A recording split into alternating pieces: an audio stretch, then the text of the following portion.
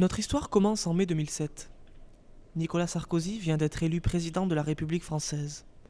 Il ordonne à sa nouvelle ministre de l'Enseignement supérieur et de la Recherche, Valérie Pécresse, de concocter une loi pour réformer le système universitaire. Ainsi naquit la LRU, la loi relative aux libertés et responsabilités des universités. Cette loi succède à la réforme du LMD, comprenait licence, master et doctorat, qui se veut une harmonisation nationale des diplômes universitaires.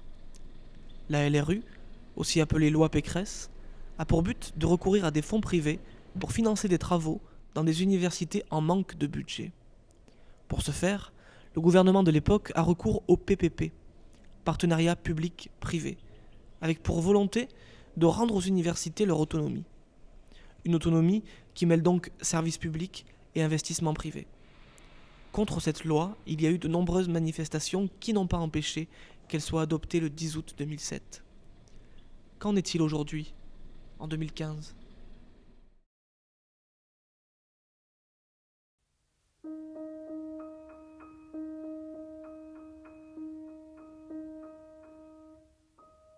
La faculté des arts, lettres, langues et sciences humaines se situe au 29 avenue Robert Schuman, dans le quartier des universités de la ville d'Aix-en-Provence, dans le sud-est de la France.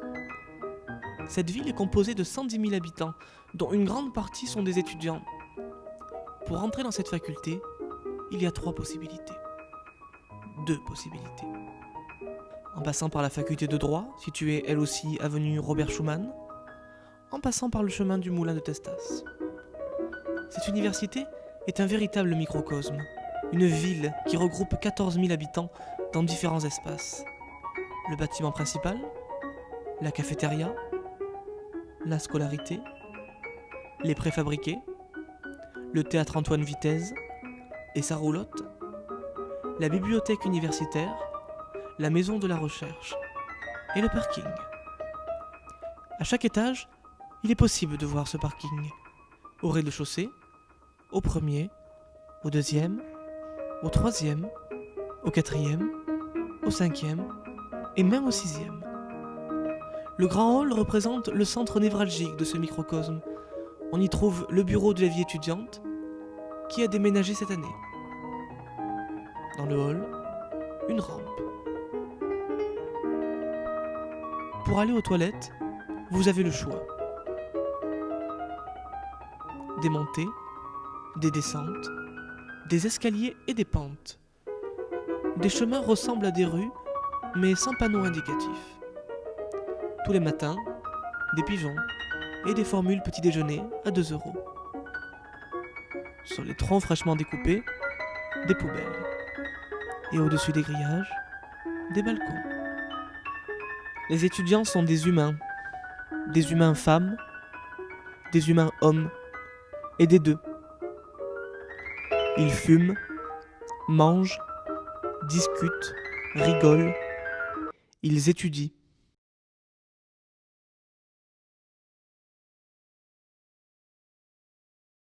Adam et Ève sont 2 étudiants. Adam est un homme, Ève est une femme. Ils sont étudiants en master professionnel métier du film documentaire. Ève porte des boucles d'oreilles. Ève met du baume à lèvres. Ève porte un châle rose saumon. Ève a 22 ans, elle est bolivienne. Elle est née à La Paz et vit désormais à Marseille. Adam est né à Marseille. Il a 20 ans. Le soleil méditerranéen fait qu'il porte des lunettes avec des bords rouges, ce qui parfois peut cacher de beaux cils méditerranéens et un regard coquin. Ils ont rendez-vous à 9 h au pôle technique. C'est la rentrée. Ils ne veulent pas être en retard. Pour aller au pôle technique, il y a 2 possibilités. Adam choisit la plus sécuritaire, parce que Ève est une fille, et Adam pense que les filles sont fragiles. La porte s'ouvre.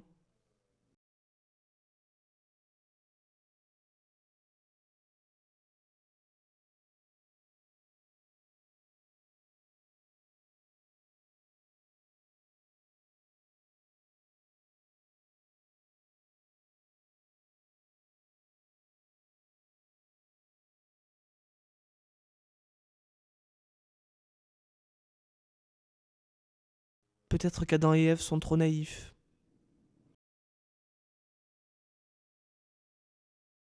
Ou trop humains.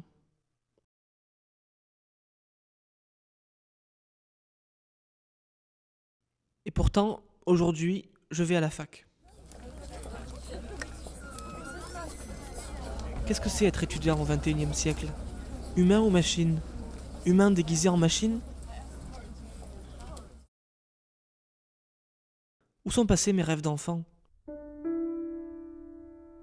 Je voulais être pompier, je me souviens. Pompier et vétérinaire.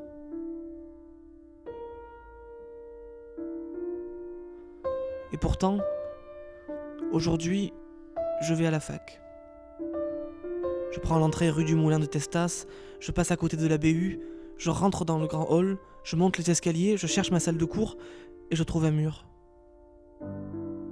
Dans mon ciel, c'est bizarre. Les secteurs C et D sont barrés sur la pancarte. Là, c'était le secteur C. Je me souviens. Aujourd'hui, il y a des travaux. Cette année, le mur est tombé. La frontière séculaire entre la fac de droit et la fac de lettres n'existe plus. Comme si la privatisation avait réuni les étudiants. Ah oui, la privatisation. Ça fait gros mot, non? Il paraît que c'est pour gagner plus d'argent, pour favoriser l'éducation. Il faut faire des économies. Et le public, c'est pas trop économique. La définition n'est pas évidente.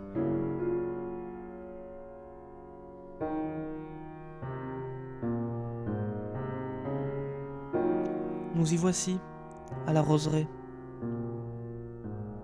Tous ces murs, toutes ces constructions qu'on ne m'a jamais expliquées. Éduqué à être un rock sans émotion, par des parents rock sans émotion, dans une société de rock sans émotion. La faculté compte en ses murs de petits êtres pleins de vie, à qui l'on a tendu des carabines. Ils les ont pris, par automatisme. Et la privatisation, ce mot savant qu'on ne comprenait pas, nous l'avons ingéré.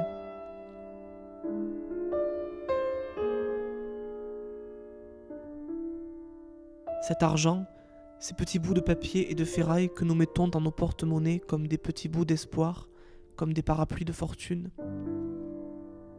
Emmagasiner plutôt que vivre. Des gens qui parlent à la télévision, face à des caméras, qui disent qu'il faut faire des économies, des efforts, qu'il faut travailler, être lucide, se préparer, qu'on n'obtient que ce que l'on mérite. Jusqu'à quand? Avant, on voulait devenir pompier ou vétérinaire. Privatisation semblait être un nom de camion supersonique.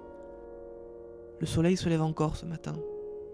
Ce soir, il se couchera aussi.